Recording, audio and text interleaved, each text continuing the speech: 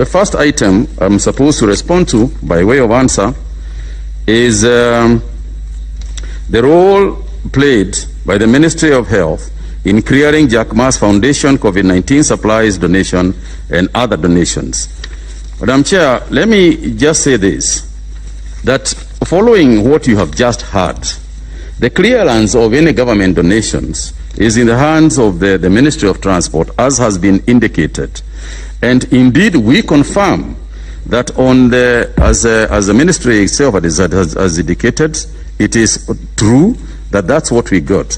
The general procedure of receiving donations in the ministry is through communication received from donors directly or through the Ministry of Foreign Affairs, informing the intention of donating commodities, equipment or services and their quantities, when to be received, and the point of entry or delivery. The ministry then gets in touch with the government clearing agency, which is responsible for the clearance of government cargo, to confirm arrival and requirements for clearance. Once the commodities are cleared, they are transported to KEMSA or to KEMRI for storage and subsequent distribution. In regard to Jack Ma donations, the Ministry of Health received communication from the Ministry of Foreign Affairs for 3 consignments.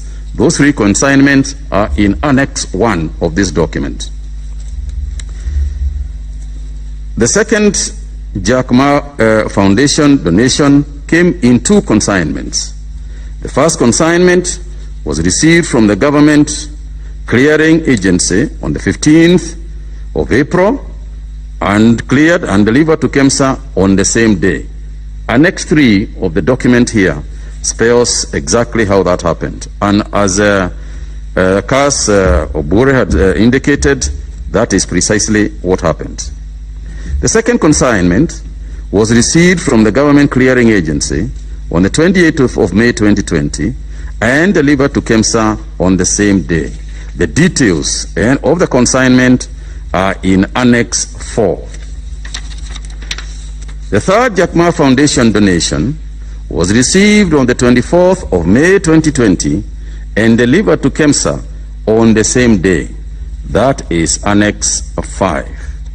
In regards to local donations, the Ministry of Health was notified by donors on the intent, and continues, by the way, to be notified by donors who intend to support the fight against COVID-19, indicating what type of donations, quantities of donations, and sometimes the donors specifically indicate who they want to give their donations to, or what type of donations they believe are more useful than other times.